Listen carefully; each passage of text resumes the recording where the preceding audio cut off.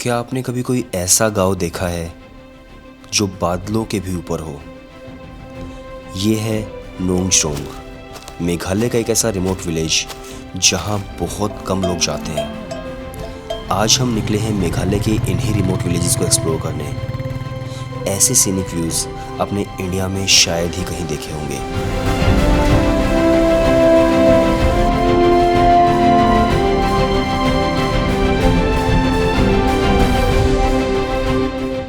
मेघालय, जिसका मतलब होता है बादलों का घर, और इससे आपको एक अंदाज़ा लग गया होगा कि यहाँ कितनी बारिश होती है।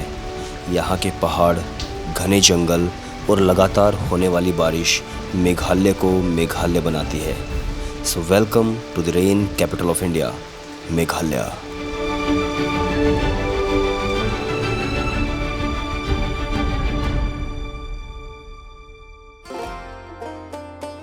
सो गुड मॉर्निंग। अभी फ़िलहाल सुबह के 8 बजे हुए हैं और मैं हूँ गुवाहाटी के अंदर, और आज हम लोग जा रहे हैं नोंगजोंग, जो कि यहाँ से लगभग 3 घंटे दूर है।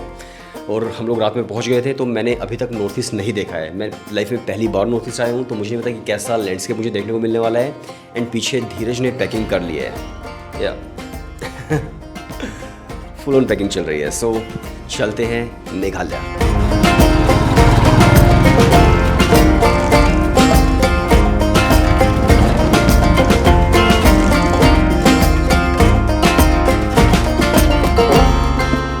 मेघालय में बाइक राइड करने का अपना अलग मज़ा है, और ये मज़ा और ज़्यादा तब बढ़ जाता है जब मेघालय में हो मॉनसून। हरी घास और ज़्यादा हरी लगने लगती है, बादल आपके साथ साथ चलते हैं, कहीं भी आपको जल्दी पहुंचने का मन नहीं करता। बाइक की धीमी रफ्तार आपको और सुकून देने लगती है। मुझे नहीं पता फ़िलहाल मैं कहाँ पर हूँ। मैं जस्ट जा रहा था रोड से नोंगजोंग की तरफ, और देखो एक चीज़ मुझे ध्यान में आई अभी कि इंडिया के अंदर ना लगभग 50 या 100 जगह ऐसी होंगी जिसको बोला जाता है यार मिनी स्विट्ज़रलैंड, कि ये मिनी स्विट्ज़रलैंड है, स्विट्ज़रलैंड जैसा दिखता है, बट वो जगह उसको जस्टिफाई नहीं कर पाती है। बट मैं फ़िलहाल जहाँ पर हूँ, मुझे नहीं पता कौन सा गाँव है, क्या है, बट एक बार आप इसे देखिए कि ये कैसा गाँव है।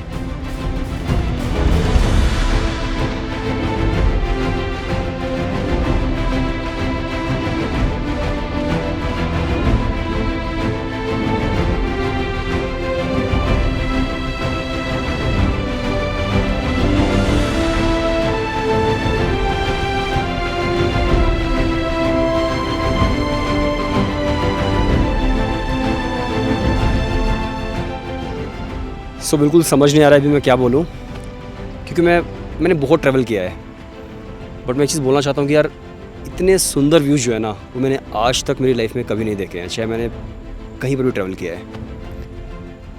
शांति है एकदम, मतलब कोई है ही नहीं यहाँ पर कुछ गाय चराने वाले लोग हैं, और बादल है दूर दूर तक, और आप आराम से यहाँ पर सामने देख सकते हो। हाँ, मेरा ड्रीम था ना स्विट्ज़रलैंड जाने का, और मुझे पता मैं कब जा पाऊँगा, बट ऐसा लग रहा है कि शायद थोड़ा वो ड्रीम जो है ना यहाँ पर आकर पूरा हो गया है। ये जो आप देख रहे हैं, ये है लाइटलूम। लाइटलूम का खासी लैंग्वेज में मतलब होता है एंड ऑफ हिल्स। यहाँ से आपको 360 डिग्री व्यू दिखता है। यहाँ है ग्रैंड कैनियन, जो अपनी सीनिक ब्यूटी की वजह से पूरे मेघालय में सबसे ज़्यादा पॉपुलर है। लाइटलूम के आसपास और भी गांव बसे हुए हैं, जो पूरी तरह से वेल प्लान्ड है, जहां आपको कम्युनिटी सेंटर, हॉस्पिटल, स्कूल, साफ सड़कें और भी बहुत सारी फैसिलिटीज़ मिल जाती हैं।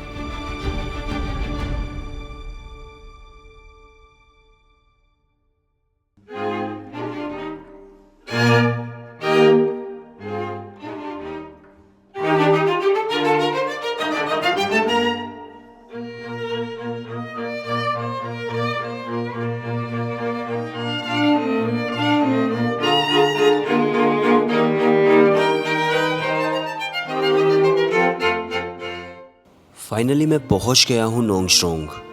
नोंगजोंग एक बहुत ही छोटा सा विलेज है जो पहाड़ के टॉप पर बसा है।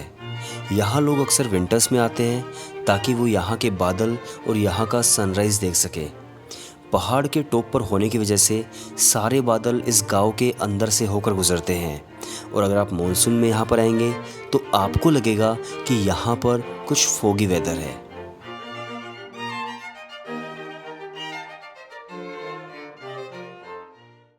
सो भी मैं हूँ नोंगजोंग विलेज के अंदर और मेरे साथ है डो, जो कि हमारी होम स्टे की ओनर है। एंड काफ़ी इंटरेस्टिंग चीज़ बताता हूँ आपको यहाँ की मेघालय के बारे में। एंड इंटरेस्टिंग चीज़ ये है कि यहाँ पर मैट्रिलिनियल सोसाइटी जो है वो यहाँ पर वर्क करती है, यानी कि जो हेड ऑफ़ हाउस होगी वो एक वुमन होगी, ना कि कोई मेल होगा। एंड यहाँ पर अगर आपकी शादी होती है तो भाई लड़का जो है वो आता है लड़की के घर, right? Are you understanding what I am saying? Yeah so वो उसके घर आता है। एंड जब भी सरनेम भी यूज़ होते हैं तो मदर के सरनेम होते हैं, नॉट फादर सरनेम। एंड यहाँ पर आपको शॉप्स पर, बाकी भी जगहों पर फीमेल जो देखने को मिलती है, right? So this is very very unique. Meghalaya के रिमोट विलेजेस के अंदर लोग बहुत ही सिंपल लाइफ लीड करते हैं, जहाँ पर उनके पास सिर्फ बेसिक सुविधाएं ही उपलब्ध हैं। और यहाँ पर हर फैमिली में लगभग 6 से 8 बच्चे होते हैं। सो अभी मैं आपको दिखाने वाला हूँ नोंगजोंग का एक हाउस टूर, कि किस तरह के घर यहाँ पर होते हैं मोस्टली और लोग किस तरह से रहते हैं। सो आप देख सकते हो यहाँ पर जो मैं खड़ा हूँ ये बेसिकली एक लॉबी है, जो कि बहुत ही छोटी सी है। और मोस्टली जो दीवारें हैं उनके साथ में आप देखोगे तो वुड का यूज़ काफ़ी ज़्यादा किया गया है। जैसे जितने भी गेट है वो सारे वुड के ही हैं। एंड मोस्टली यहाँ पर भी वुड लगाई, क्योंकि ठंड बहुत ज़्यादा होती है because of the cold temperature, right, in winters. And यहाँ पर अगर आप देखते हैं तो ये है kitchen, come this side.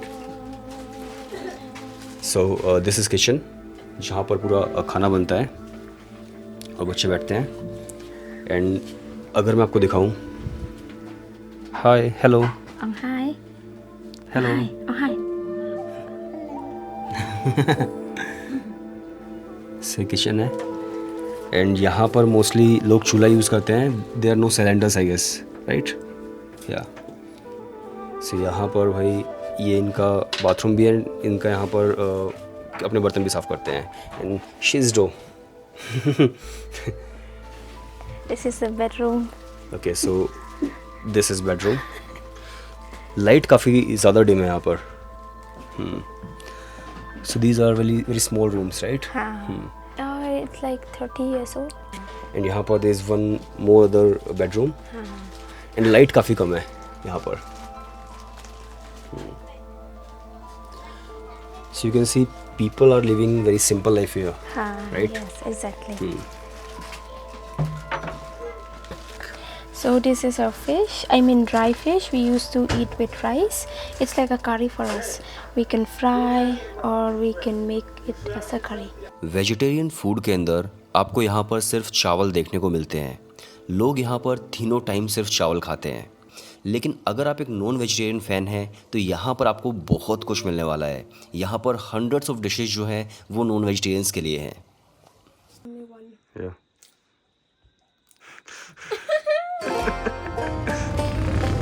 Next day हम लोग निकल जाते हैं वाटरफॉल देखने। मेघालय अपने वाटरफॉल्स के लिए जाना जाता है, लेकिन लोग जिसके बारे में बात नहीं करते वो है यहाँ के रास्ते। सफ़र खूबसूरत है मंजिल से भी। ये लाइनें आपको मेघालय आकर ही समझ आती है कि एक सफ़र कितना खूबसूरत हो सकता है।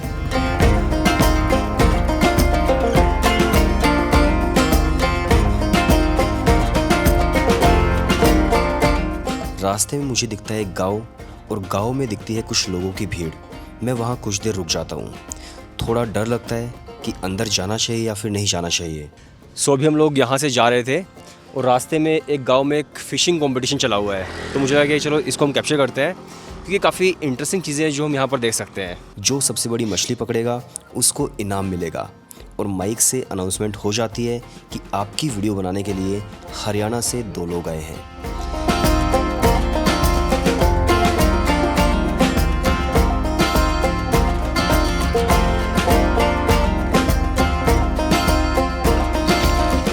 मिला ना? हाँ, 6 मिला आपको भी। इन्होंने एक फ़िश पकड़ ली है जो काफ़ी बड़ी है।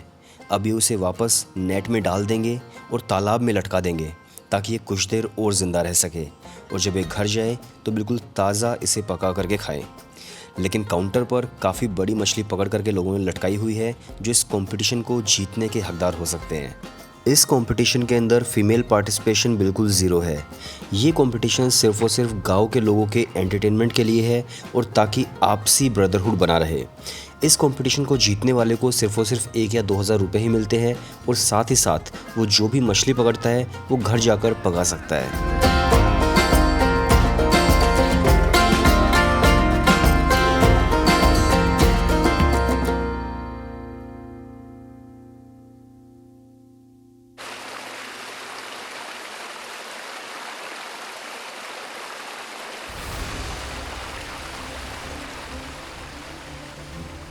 मॉनसून में मेघालय के वाटरफॉल्स पूरी रफ्तार से बहते हैं, चाहे फिर वो चेरापूंजी का सेवन सिस्टर्स वाटरफॉल हो या फिर पैडम फॉल्स। पैडम फॉल्स देखने के लिए लोग रिमोट से रिमोट विलेज क्रॉस करके ट्रैकिंग करके फिर पहुंचते हैं इस खूबसूरत जगह पर।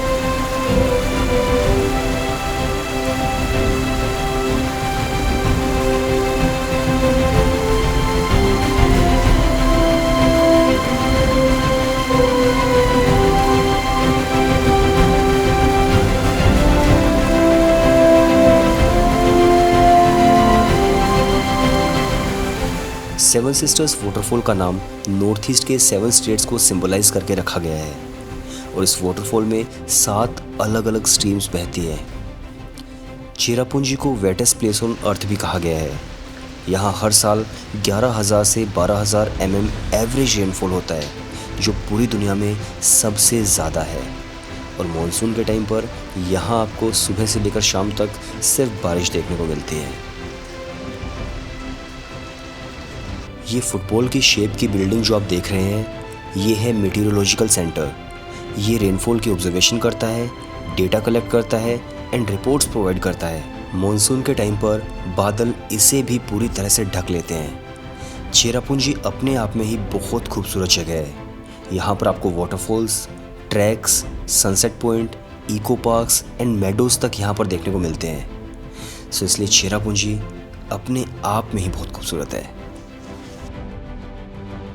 सर, हम इंडियंस जब भी कुछ अच्छा देखते हैं ना हमारे देश के अंदर, लगता है ये बहुत सुंदर जगह है, तो हमारा एक ही डायलॉग होता है कि भाई ये तो मतलब इंडिया लग ही नहीं रहा है ना। तो जिस जगह पर मैं फ़िलहाल खड़ा हूँ, इसकी भी लगभग कुछ ऐसी बातचीत है। और ये बाल पता नहीं कैसे ख़राब हो गए हैं भाई पूरी वीडियो के अंदर ही, ये ठीक ही नहीं हो पा रहे हैं। बट एनीवेज मौसम काफ़ी ठीक है।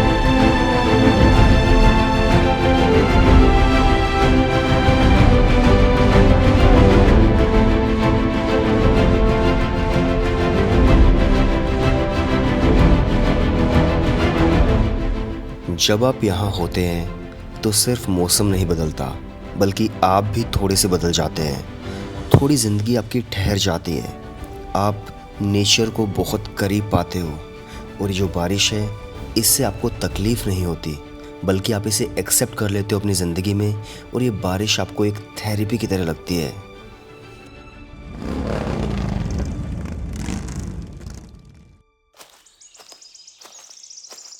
चेरापूंजी के पास ही एक ऐसी जगह है जहां इंसान और नेचर ने मिलकर एक मैजिक किया है। मैं जा रहा हूं लिविंग रूट ब्रिज पर, जहां रिवर क्रॉस करने के लिए पेड़ों के रूट से एक ब्रिज बना है। लेकिन यहां पहुंचने के लिए मुझे 3500 स्टेयर्स पार करनी होंगी, जंगल पार करने होंगे और 2 ब्रिज भी क्रॉस करने होंगे। ये ब्रिज जो आपको दिख रहा है, ये सिर्फ आयरन रोप से बना है। इसकी बॉटम विड्थ सिर्फ 10 इंच है। इस पर एक बार में सिर्फ एक ही इंसान जा सकता है। जब आप इस पर चलते हैं तो ये ब्रिज काफ़ी हिलता है और आपको नीचे दिखती है सिर्फ नदी। लेकिन इसे पार करने के बाद आप पहुंच जाते हैं लिविंग रूट ब्रिज पर।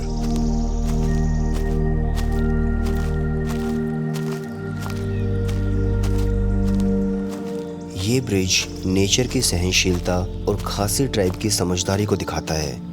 ये पेड़ फिकस इलास्टिका है, जिसे हम हिंदी में रबर का पेड़ बोलते हैं। इसकी जड़ें ऊपर की तरफ बढ़ती हैं। पुराने ज़माने में खासी ट्राइब के लोगों को नदी पार करने के लिए इसका इस्तेमाल करना पड़ा। उन्होंने इसकी जड़ों को इस तरह से मोड़ा कि 10 से 15 साल में ये एक ब्रिज की फॉर्म में बदल गया। अब ये ब्रिज 100 से 150 साल तक पूरी मजबूती से टिका रहेगा। इसमें किसी भी तरह का मेटल यूज़ नहीं हुआ है। ये पूरी तरह से नेचुरल है। इससे हम समझ सकते हैं कि मेघालय में इंसान और प्रकृति किस तरह से एक साथ तालमेल मिलाकर चलती हैं।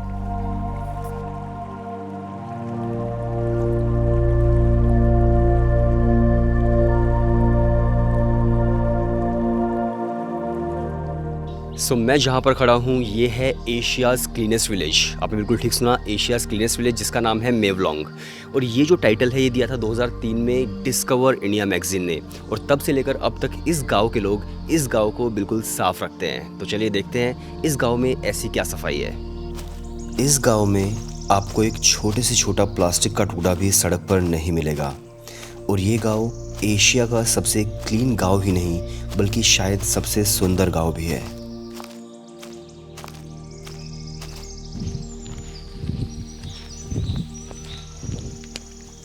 सो आप देख पा रहे हो कितनी ज़्यादा ग्रीनरी यहाँ पर है एंड जितनी भी बेंचेस है वो भी सारी बैम्बू से बनाई गई है या फिर वुड से बनाई गई है।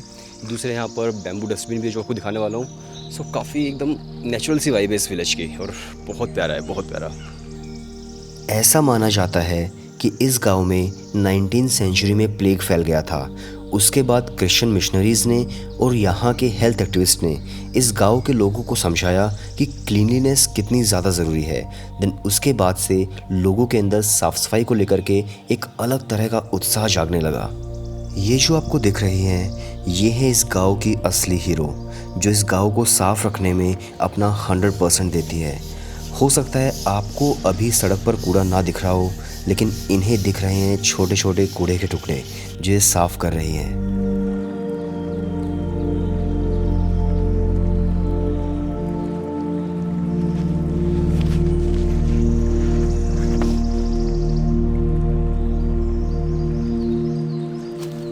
इस गांव में आपको सफाई के साथ साथ और भी बहुत सारी चीज़ें मिलती हैं। सबसे पहली चीज़ है शांति, सुकून।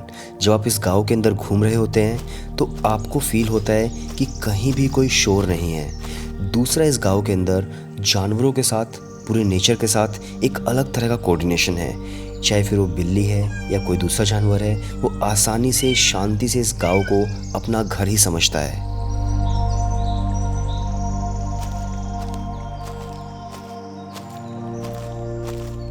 यहाँ बचपन से ही बच्चों के अंदर एथिक्स डाल दिए जाते हैं कि आपकी रिस्पॉन्सिबिलिटी है आपके गांव को साफ़ रखना। तो छोटे से छोटा बच्चा भी अपनी रिस्पॉन्सिबिलिटी समझकर अपने गांव को साफ़ रखता है। ये गांव एक लेसन है हम सब इंडियंस के लिए कि हमें अपनी जगह किस तरह से साफ़ रखनी है और ये रिस्पॉन्सिबिलिटी गवर्नमेंट के साथ साथ हमारी खुद की भी है।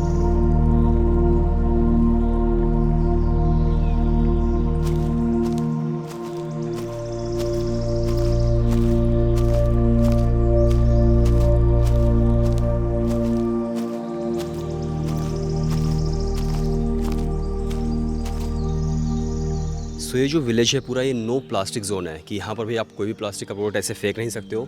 एंड यहाँ पर पूरा इको टूरिज़्म जो है वो प्रमोट होता है। तो आप देख सकते हो जो डस्टबिन भी है वो बैम्बू डस्टबिन है, तो उसकी लकड़ी से बनाए गए पूरे के पूरे। एंड जो भी प्लास्टिक है वो आपको इसी के अंदर डालना होता है। सो मेरा मेघालय का सफ़र काफ़ी अच्छा रहा। मैंने मतलब एक्सपेक्ट नहीं किया था कि नॉर्थ ईस्ट इतना ज़्यादा अच्छा मुझे लगने वाला है, but to be very honest Meghalaya सच में बहुत अलग जगह है। और आपसे एक छोटी सी रिक्वेस्ट है सबसे कि आप सब्सक्राइब कर दीजिए क्योंकि और भी हम लोग नई वीडियोस लेकर के आएंगे। एंड आई गेस आपको वीडियोस काफ़ी ज़्यादा पसंद आने वाली है। So please do subscribe.